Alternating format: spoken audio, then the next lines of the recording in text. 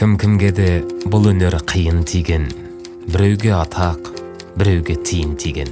Шын шеберлер темірден шілтір тоқып, шын шеберлер ағаштан түйін түйген.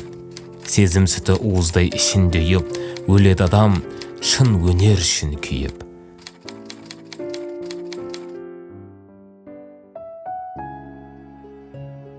Өмірін өнерге арнаған жандардың бірі Қазақстан Республикасының мәдениет майталманы Нальтаева Пернекүл Сейітбек қызы 1963 жылы 26 мамырда Қызылорда облысы Жаңақорған ауданы Талап елді мекенінде дүниеге келген. Сол елді мекенде орналасқан нөмір 54 октябрь орта мектебінде 1970 жылы барып, 1980 жылы орта білім алып шығады. Мектеп қабырғасында жүргенде-ақ көптеген мәдени шараларға белсенді қатысып, өнерлі оқушы атанған.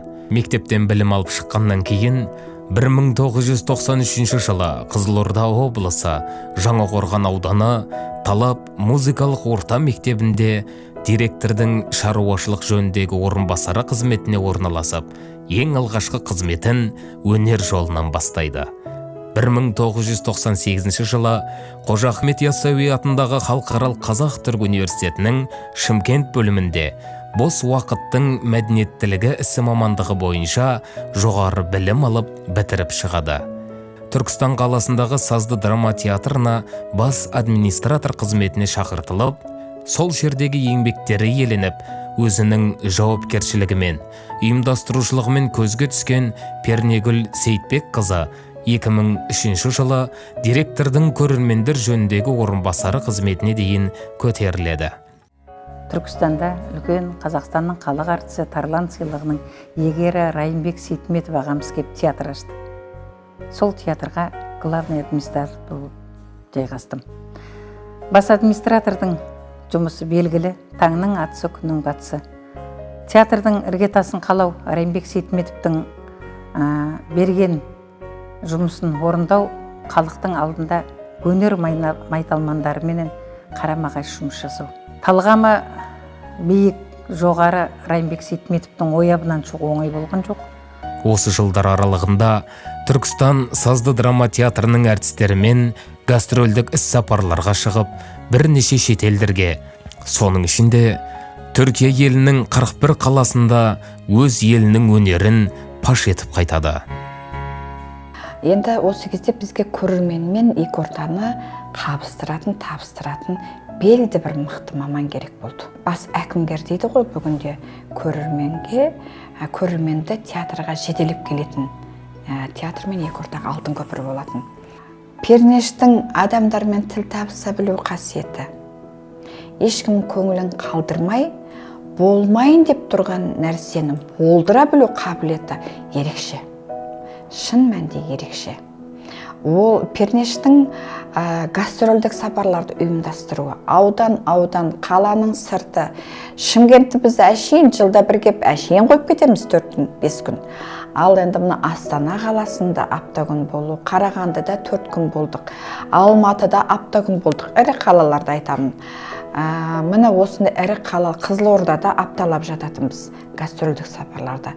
Осыны ірі гастрольдік сапарлардың бәрінің ұйытқысы Пернеш болатын. Алматыда Әуезов театрын алдық 2004 жыл, ұмытпасам. Сол кезде Обаев ол кезде ағамыз директоры болатын театрдың. Оларда ертегі қойылмайды ғой, оларда тек кешкі сеанс болады. Сол қарайды 12-де. Ол күні біз 4 сеанс ойнадық. 10-да 1 сеанс балаларға, ертегі 12-де екінші ертегі, 2-де жастарға арналып спектакль ойналды, кешке ересектерге. Сонда Обаев ағамыз қанша 600 орын ба лық толы екен көргенде 4 сеанс толған кезде Обаев ағамыз, осынша көрерменді қаяқтан тауып жатсыңдар Алматыдан деді.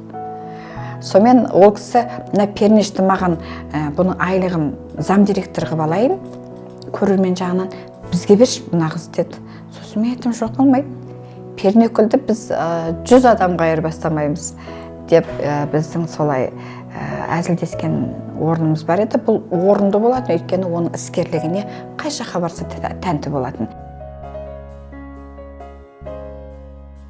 Сол қиыншылық кез еді ғой, ол кезінде әлі жарықтың тез өшетін кезі, жылудың жоқ кезі. Соған қарамай бізде сахнада әліге шейін есімде 26-27 желтоқсан кезінде жаңа жылдық қойылымның енді көрермендері деген сұмдық болды.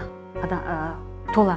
Бірақ жинаған тиындарын көрсеңіз, тиын барлықта бір, білмеймін, ол кезінде біздің өзіміздің алатын теңге айлығымыздың өзі 3000, 5000, ең ұзағы көбі 8000 теңгелік болған. Сол кезінде біз сол 3000 теңге, 5000 теңгені алып жүрген кезімізде, ол билетіміз білмеймін 100 теңге бола ма. Осындай мешоктарменен жаңағы тиынды жинап алып келіп, кешке жақын после спектакль төгет, саяпай, пернекүлді пернеш дейміз ғой, соны жинап ақшаны өткізеді, кассаға өткізеді. Нәлтаева Пернекүл Сейітбек қызының Түркістан қаласына сіңірген көптеген еңбектері бағаланып, өнер мен мәдениетті дамытудағы іскерлік қабілетін көріп, 2012 жылы Түркістан қалалық мәдениет үйіне мәдени ұйымдастырушы қызметіне шақыртылады. Сол жылдардан бері мәдениет үйінде режиссер, дыбыс режиссері, ұжым жетекшісі қызметін атқарып, өнерпаздармен етене араласып, көптеген қойылымдар мен театрландырылған көріністерді сахналайды. Пернекүлді айтатын болсам, осы театр есіме түседі. Пернекүлді айтатын болсам, 2001 жылдан бастап мен пернеш деп айтамыз, пернешпен біргеміз. Театрда жүргенде бүткіл Түркістан облысы, бұл кезде оңтүстік Қазақстан облысын аралап, билеттерін сатып, осы театрға адамдар толтырып, концерттерін көрсетіп, театрда бүткіл Түркия мемлекетіне барған кезде де ұйымдастырып, солай жүретін. Мәдениет үйінің қай іс-шарасы болмасын, өзіндік қолтаңбасы бар.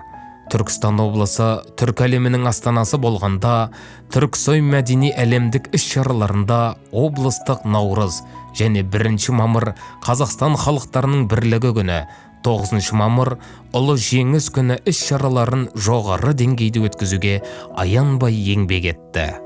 Ұлы Абайдың 175 жылдығына Райымбек Сейтметовтің сценировкасы мен көзімнің қарасы қойылымы қойылды.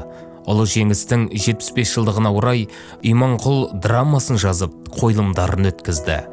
Шәмші Қалдаяқовтың 90 жылдығына театрландырылған Шәмші естеліктері қойылымын онлайн форматта қойып шықты. Әл-Фарабидің 1150 жылдығына Әл-Фараби драмасын өз идеясымен жазып сахналады.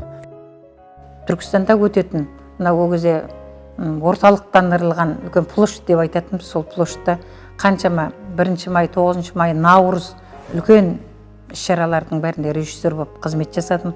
Онда да осы Түркістанды қызмет жасау, Түркістанға еңбегін сіңіру, Түркістанның өнерін жоғары деңгейде көрсету мақсатында жастарды, жас түлектерді өз орнымен сән салтанаттарменен жаңағы қазақтың әдемі салт дәстүрімен алып шығатынбыз.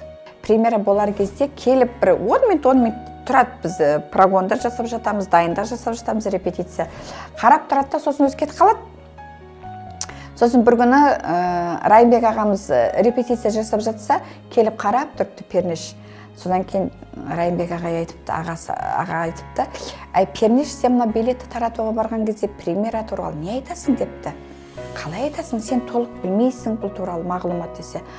Ағай, мен мына 10 минуттыр көріп алам ғой, сол 10 минуттыр көргенімді ары қарай өзім қиялымды қосып жіберіп жалғастыра салам деп айтады дейді.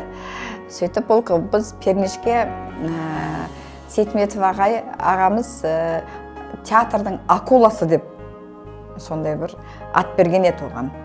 Сондықтан ол Пернеш Нәлтаева сазды драма театрдың акуласы болатын. Осы жылдар аралығында еңбектері еселеніп, қалалық, облыстық, республикалық дәрежеде марапатталып, бағаланған.